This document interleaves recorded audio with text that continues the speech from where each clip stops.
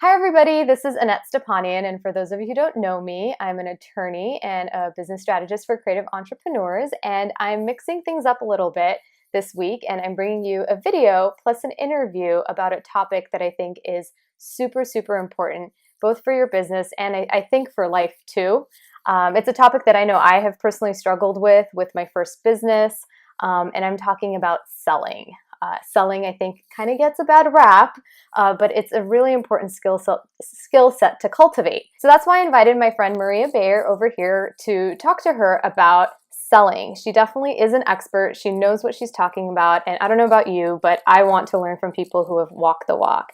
And Maria teaches and consults with creative entrepreneurs about authentic selling. And she, for years before she started doing this, she sold, $25 million worth of products to top companies like Hyatt and Best Buy and Target. And so I definitely feel like we have a lot to learn here. So Maria, thank you so much for joining us.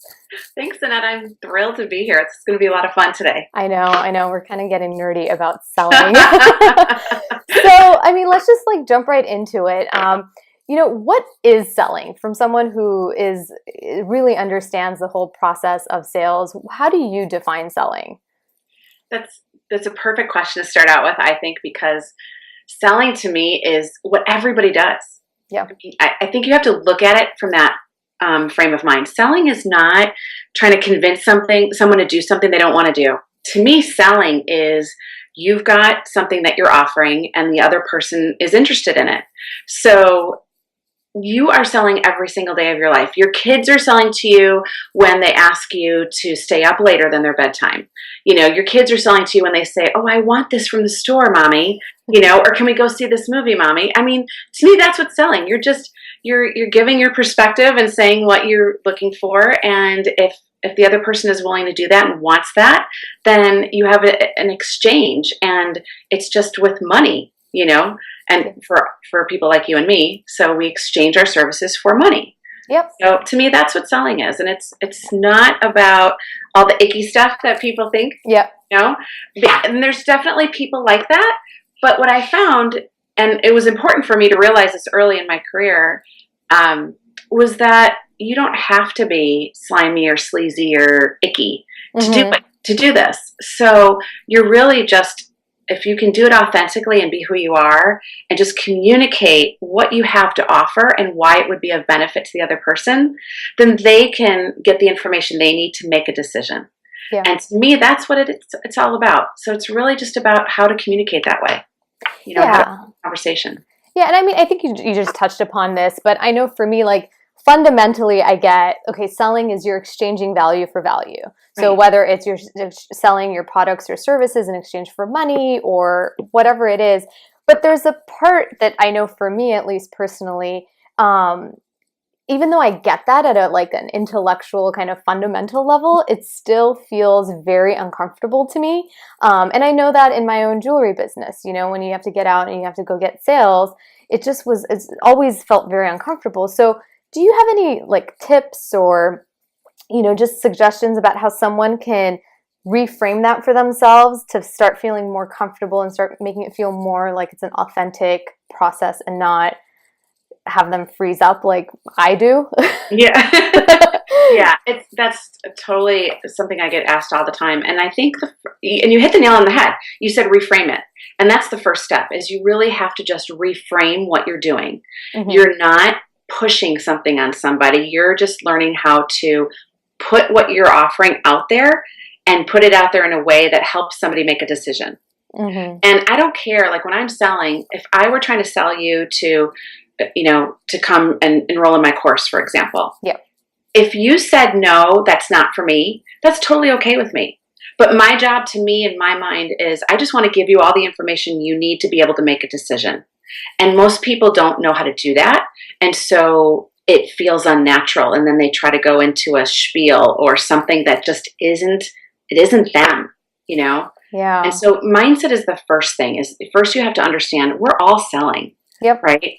And from a from a more realistic point of view, you have to do it or you don't have a business, right? If you don't get money for your services and your products, then you're a charity. So Absolutely. the first thing I ask my clients to do is I say, you have to decide, are you a business or are you a charity? And it's not that a charity is a bad thing. That's totally fine. But just make up your mind. What do you want to be? There's no shame in taking money for your services. I mean, you give money to people every day. You go to, how many stores do you go to in a day? You'll go to Target, you'll go to the gas station, you'll go to your grocery store. I mean, you're giving people money all the time. Do they feel bad about taking it? Absolutely not. It's hilarious because, I talk a lot about, and we've talked about this, about charging your worth. And, sometimes, people, and I see women doing this a lot, they want to barter services, which is fine. And there's definitely a time and place for that. But sometimes say, Verizon Wireless, when I pay my cell phone bill, like I can't be like, hey, do you want me to review your contract for you? Like they want to get paid. That's what pays your bills is the dollars. And I think sometimes, we struggle with that when it comes to valuing what we're offering to other people and putting a dollar sign next to it and asking for it. Mm-hmm. But you brought up a good point. I think, when you said, like, when you want to sell something, and if someone doesn't buy it, not to take it so personally. And I think a lot of people who are running smaller businesses, they have their identity so wrapped up in what they're doing. Oftentimes they are the company, they have their name on it, or they're creating something. Like I know with me, with my jewelry business, I was creating something that meant so much to me.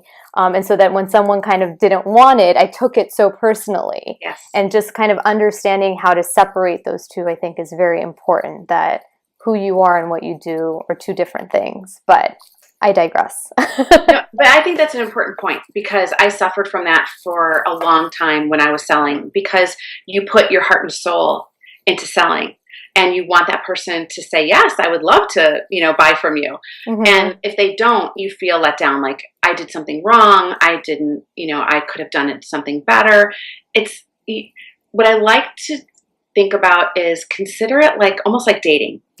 Right? So, and I use this analogy a lot, but I think it's really valid. You don't want to date everybody in the world. And logically, there's probably millions of people in the world that are probably a really good fit for you. Mm-hmm. Right? Not that you meet all those people, but there's a million people out there that are probably a good fit. What you need to do is really find who those people are. Mm-hmm. Right? And that's, to me, what selling is. It's finding those people that are the best fit for what you're offering. Okay. And so not everybody is going to be a good fit. Not every date you go on is going to be fun, or is going to be the guy that you're going to marry or the girl that you're going to marry. But that, to me, that's the way you have to look at it, that it's not that you did a bad job. It's that they're not the right client for you. Yeah. And sometimes, and this comes up a lot in my course, sometimes it's a blessing in disguise when you don't win, because when you don't win a booking or something, because that person might be just not a very good fit for you personality-wise or whatever. And that's okay, because especially in our world where we're selling services, where it's not just, here, I have a product, go buy it, and I never talk to you again. We're creating a relationship. And so it's even more important to have a sort of a connection with that person. And if the personalities really don't mesh, it's probably not the best client for you anyway, right? Yeah. So it's okay that those don't work out. Yeah, and I get clients coming to me too. I work a lot with like event and wedding planners, for instance, and they'll get, a lot of them are starting out and they're so excited to have the work. And I think that's true of any business. When you're just starting out, you just are so excited to have any work. And they'll come to me and they're like, well, the client hasn't paid me, and, can I can I cancel the contract? Like, I feel so bad. And I'm just thinking, of course you can't, obviously understanding what the contract terms say, but from a larger principle is like, it goes both ways. It's a relationship. And so like, if the other person's not meeting your needs, you can totally say, communicate those needs and walk away. But how do you reconcile this really great point that you brought up about, really fine tuning and being kind of picky about who you decide to work with so that it's a good fit when you're just starting out and you're just so eager and you need the money, you need the work. How do you reconcile that? That's a good question. I think in the beginning, there's a lot of trial and error. I mean, let's be honest. There's trial and error. And if you need the money to pay your bills, then I'm going to tell you to take that client. Yeah. Because if you have to pay your bills and you're living hand to mouth, you can't be that picky. Let's be totally honest here. And the other thing is, you don't know who your ideal client is at that point. That's a good point. You have no idea. And so all of us, especially my clients that have been in business maybe 3, 4, 5 years, they will all tell you the same thing. Who I thought I was going after when I first started is so different than who I'm working with today, because sometimes you don't know who you want to work with until you work with them. Right? That's my experience of finding a wedding dress. I thought I wanted one thing, right? And then exactly, completely different. And until you try it on and you see, oh, this doesn't really flatter me. Maybe I should look into this other style. That's exactly how it is with finding clients or dating, for example.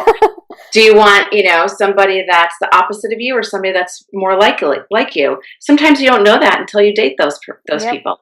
So it's a way for you to constantly refine who you're going after. And I ask my clients, I say, pay attention to the people that you're serving and see what you like and what you don't like about them. Mm-hmm. Right? And really pay attention to that. And if you continuously refine your website and your identity and your brand and the way you talk to your clients, then you'll continuously refine the people that you're bringing and attracting to you and winning as clients. And then the selling becomes easier, right? Then you're not selling at all, really. Exactly. You're just kind of being yourself, right? So, and you're strategically using things like your website and your copy and your process. Like I'm really big on process with my students.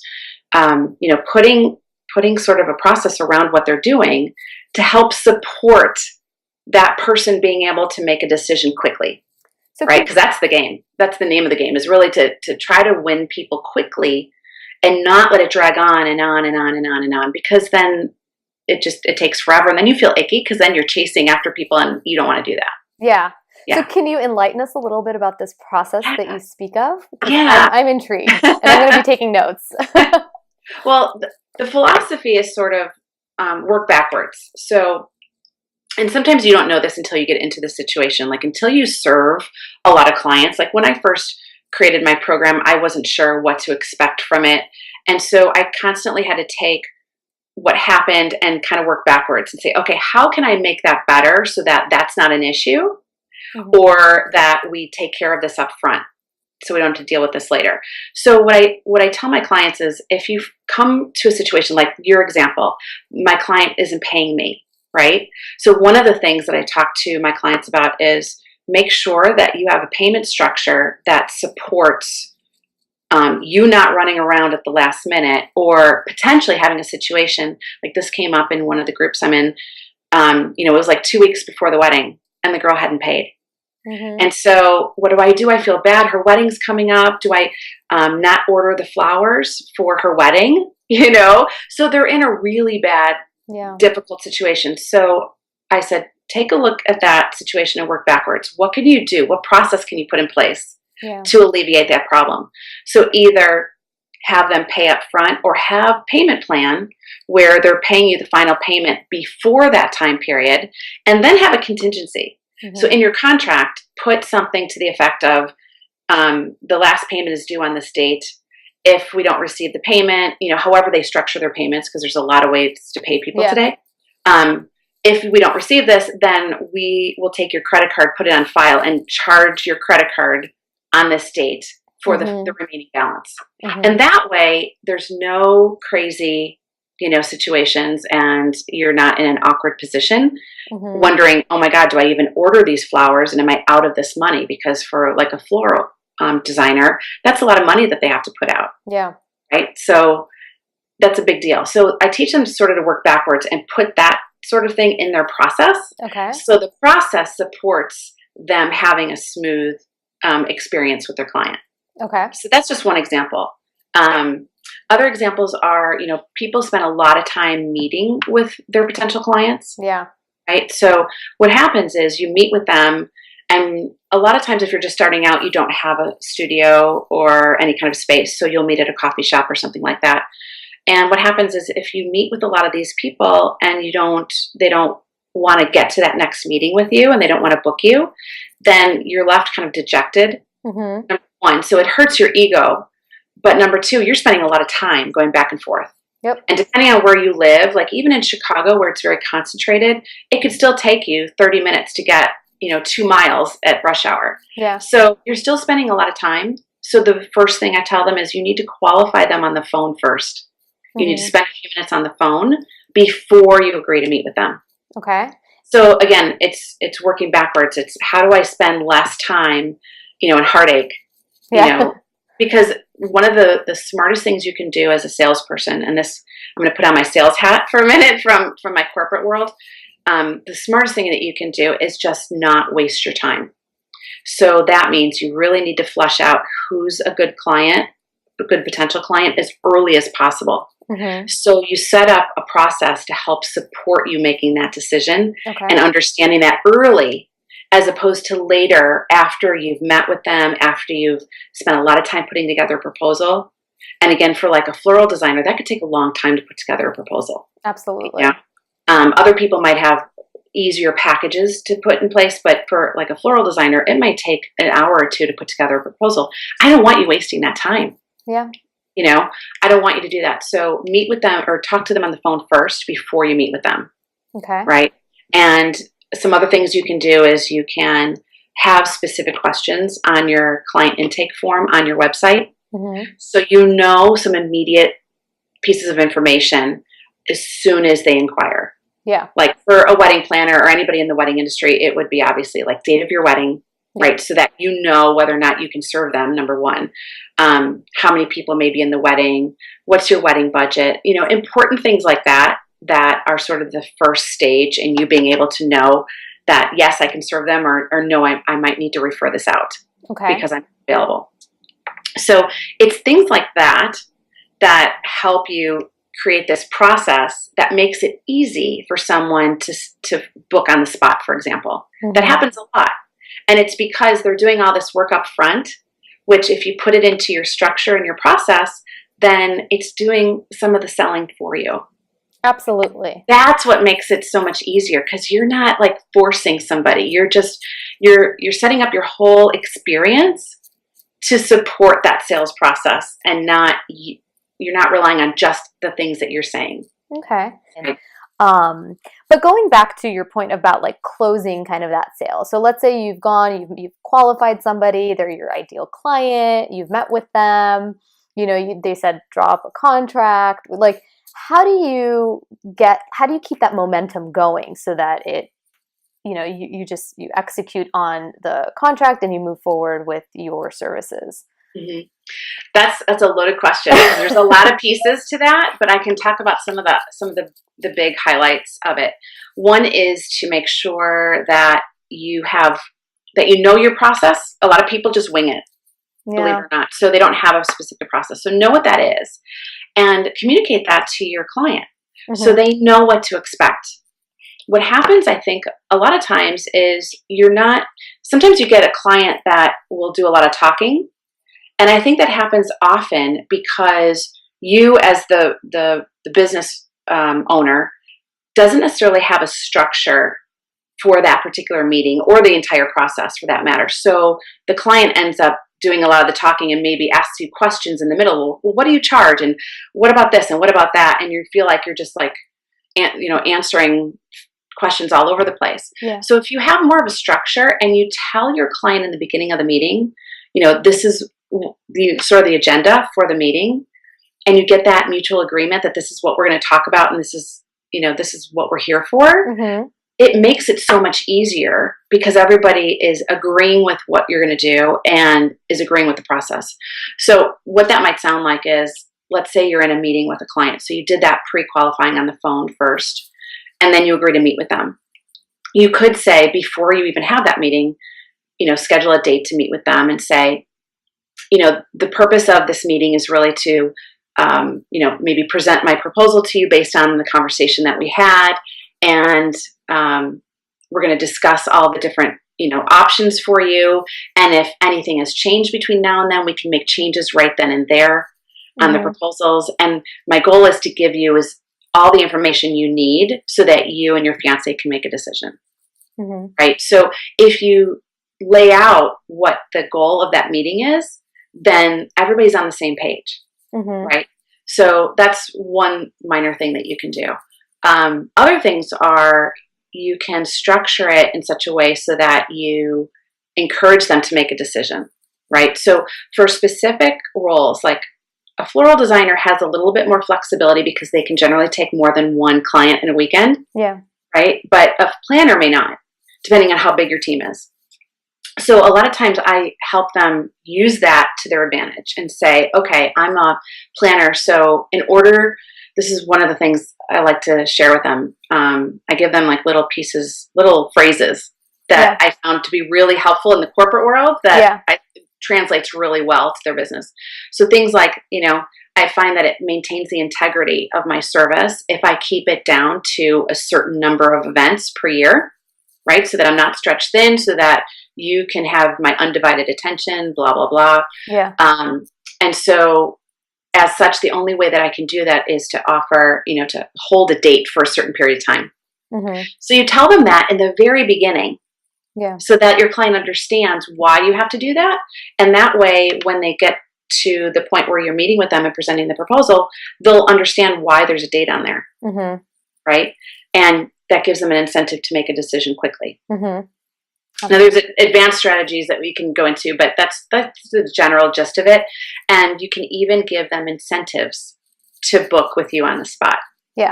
So that's one of the things that I love sharing, is to have them create a bonus for them, something that you can give them as an incentive to book quickly. And here's the key. It doesn't sound salesy, because if you explain to them from day one, and that's the key, you have to explain it in the beginning. And that's why I work backwards from what's your desired result, and let's work backwards so that we could put that into the whole process. So if you start out by telling them, we hold dates for a period of 2 weeks, let's say, whatever's reasonable for what you're doing for a living. And if you tell them that from the very beginning, then their expectation and their mindset is set from day one. Right. So they don't go into it thinking, oh, I can make a decision when I'm ready to make a decision. Because here's the thing, especially when you're dealing with people that are in the wedding industry, if you're the business owner, you think that your clients think the way you do, and they don't. All they think about is the fact that, oh, I'm getting married and I've got to book all these vendors.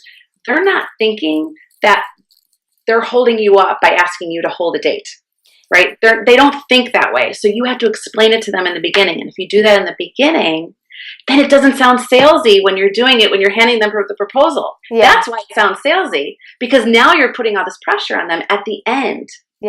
If you build it into your process, it doesn't sound salesy. No, that's a great point. I think it's true of most industries, at least. Like, you have to understand where your customer is coming from. Like, most people, for instance, with me, have never worked with a lawyer before. Or when I got married and was working with a wedding coordinator, like, I had never worked with a wedding. It was the first time I'd planned a wedding. So I think we're keeping that in mind, of like, so much of our role is also educating people about what we do and that process, and then using, like you said, kind of working backwards and planting those seeds throughout your, I guess, just that sales process of just educating people and communicating. It comes down to just communication, setting clear, and that's why I love contracts, because to me, the contract is a vehicle for communicating the party's expectations. So you use that as a way to talk about, maybe you do it in your proposal, but you talk about, well, this is how I work, this is how the process goes, this is what you can expect from me, this is what I expect from you. Okay, cool.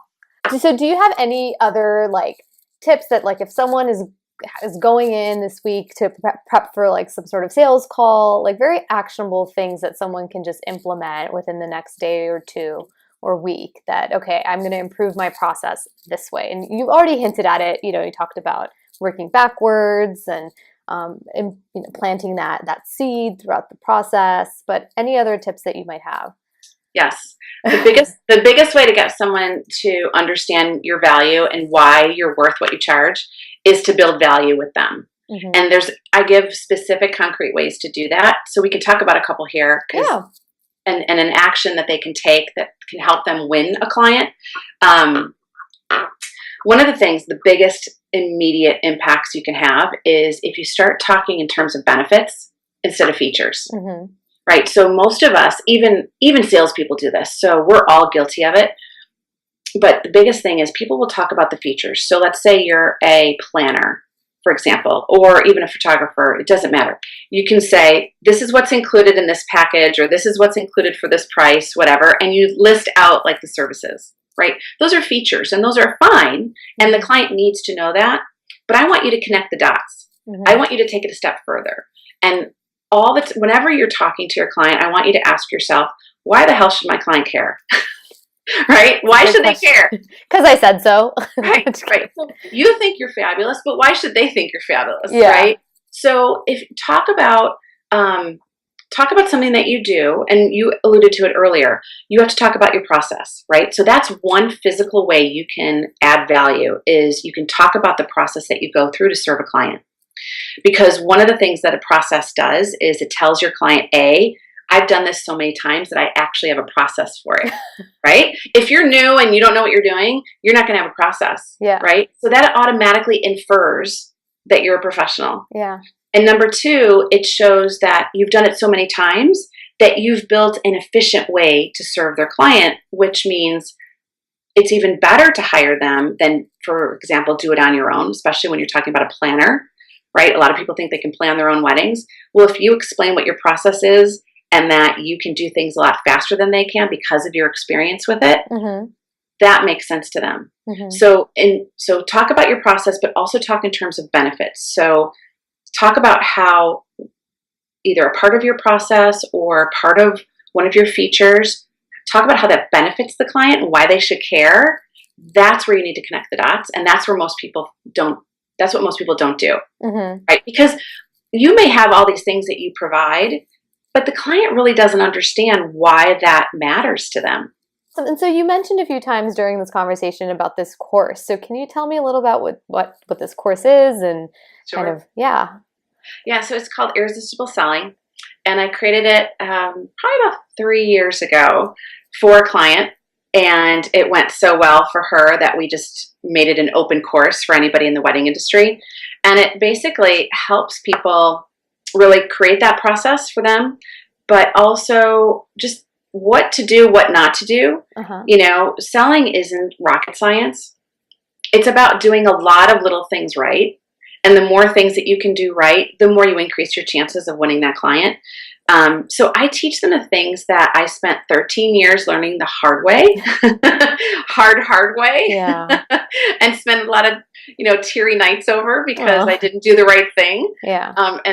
And learn by doing. So I took the strategies that really helped me book clients the fastest, and I put those in my program. Mm-hmm. And when I first offered my program, I made sure that I did a lot of checking with my clients to see what benefits have you seen from this. I wanted to make sure they were getting tangible, actionable results, mm-hmm. and quick results. It wasn't good enough to get it a year from now. I wanted them to get results immediately. Awesome. So it's structured in such a way that it's an online group coaching program, so you can participate from anywhere in the world. And there's 5 modules, and I deliver them electronically, mm-hmm. and I do it one at a time. And I put everybody into a secret Facebook group so that they can all get to know each other and ask questions and really collaborate on things.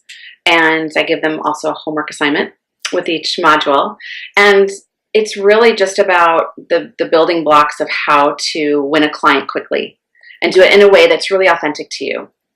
And what I mean by that is I don't teach you a spiel. I don't teach you, like a script per se, but I give you that structure and I give you the strategies that I know work. Mm-hmm. Like putting an expiration date on your contracts, mm-hmm. or your proposals. Most people don't do that. Yeah. I know that from being in the corporate world because you have to do it. But these are strategies that we used in the corporate world, but they don't Trans. nobody's ever told them in the private space, in this entrepreneur world. So they're really getting information that I learned over that many years. But specifically, like the modules are value, like how to build value. So I teach them all the pieces that they need to do to build value with their clients so that they'll pay them what they're worth. So that's the first module. The second module is about mindset. And it's really, because that was so important. It was huge for me. Huge. I mean, sorry to interrupt, but like when people tell me, what did you wish you knew when you started your own business? And it's like, it's all about mindset. I mean, like forget, spreadsheets and numbers and like like that's all important stuff. But your mindset is in anything that you do is the most important thing. And I think if you can master that, you're unstoppable. Yeah. Yeah. It made the difference for me because when I started selling, my first job, I completely flopped and I did horribly in, and I was horrified. It's not easy. I mean, being in sales, I think that's a tough job. It is. It is. And we never got sales training or anything. So we just were like thrown to the wolves. But, but in my second job, I started to get the pieces that I needed to be successful. But what happened was in the beginning, I found it to be very like up and down. Like 1 month I'd be good, 1 month I'd be bad. I wouldn't have the same results. So I really had this light bulb moment on my way to work one day. I was driving in the car and I'm like, oh my God, now I get it. I know what I've been doing wrong. And what I realized was I still had this thing in my head that said selling was sleazy. Yep. And whenever your head believes something that's not congruent with your goal, and my goal was to be very successful and make a lot of money and be financially, independent, you'll sabotage yourself. Oh my gosh. Yeah, because your mind can't reconcile those two directives. And it so needs congruency. Huh? It needs congruency. Yeah. Absolutely. And so I love that this is part of your program, because I think it's something that maybe some people might find is a little like foo-foo, but trust me, it's so important. And that the fact that you've incorporated it is already, sign me up. So that's only module 2. So what's module 3? So I even have them set goals in module 2 that we go back to and revisit at the end of the program. Yeah. So those are fun to do. So that's module 2. Module 3 is all about communication and how to win that client even before you meet them. So it's and a lot of different strategies of just how to communicate and how to relate to somebody to build that rapport. Module 4 is all about objections and how to deal with objections. And not surprisingly, I teach people how to work backwards from objections and deal with those before they even ask them. To me, that's the key. That's the key. If you can handle it before they ask, not only does it not come up later then, but it shows your client, oh my God, she totally gets me. She gets it, and you're not all flustered either. You're like anticipating it. You're either anticipate it and you resolve it so that objection no longer exists, or it's going to be there and you're like, hey, I'm a cool cat. I can handle this. Exactly. And then if you have that, and that will happen too, like you won't necessarily handle every objection up front, but when they do come up, you'll be prepared and you'll know exactly what to say. That's awesome. Because you'll know what it is before they even ask it. Yeah. If you know how to answer it and you know how to structure your answer, then it'll come off really confidently. Yeah. Right? That's the key. So it's when you sound like you're backpedaling or like you're being defensive, that's when you lose them. Yeah. Because you're not prepared. And so it's really not rocket science. I teach them how to write it all out so they like have it in their head and know how to answer questions. Yeah. It's not that hard. It's just that what it all comes down to is people just haven't been taught this. And I wasn't taught it either. I had to learn it, through doing it. But that's why I think there's so much value in creating a course like this, because it gives them the tools they need to be successful quickly. Yeah. Right. You don't have time to learn by trial and error. So that's only module 4. The 5th module is money. Money. Okay. Money. So it's about how to structure your proposals, your contracts, how to how to handle like your money mindset as well. So we revisit that again to make sure, because that's a huge one, especially for women. Yep. And it's one that you need to deal with. So we talk about that. And then how to structure things. We talked a little bit about this earlier, how to structure your proposals so that people can make a quick decision. Mm-hmm. So there's certain things that I've learned from doing literally probably close to thousands of contracts in my career. Mm-hmm. And not necessarily contracts, but proposals, right? Yeah. And structuring them in a million different ways. Yeah. There's lots of ways that you can structure a proposal. So I give them a lot of different ways that they can do that work really well. Awesome. Yeah. Yeah. Awesome. And so Maria, where can people find out more about you and this course that you're talking about? So. Yes, absolutely. I set up a Bitly link, so friends of yours can go to Bitly. / I think it's MB-Annette, ANNETTE, and we'll put the link. Yeah, we'll put it down wherever it's going to be. Yeah. Awesome. And so was there anything else you wanted to add? I mean, this has been super, super helpful, and something that I know I wish I could have had this conversation like 3 years ago, because I didn't recognize how, I don't know, it just seems so obvious, but it just never dawned on me that like, oh, I need to sell. I need to understand this. I need to work on this as a skill set, just as I would, my actual craft. Because I just thought, like, if I just put in the work, it'll sell itself, right? Like, or if I just put out my product or my service, like, of course people are going to come to me. I don't know why I never made that connection that I have to go out and sell myself. So this has been super, super helpful. And if there's anything you want to add just to kind of round it out. Yeah, absolutely. I do provide like a weekly newsletter with sales tips. Okay. So if they want to sign up for that, they can just go to mariabayer.com. Okay. And they can sign up and they'll get notified of all upcoming events like my course, but also they'll get those weekly tips as well. So nice. Yeah. Done deal. Well, thank you so much, Maria, for taking the time. You're so welcome. I'm excited to see what else you come up with. So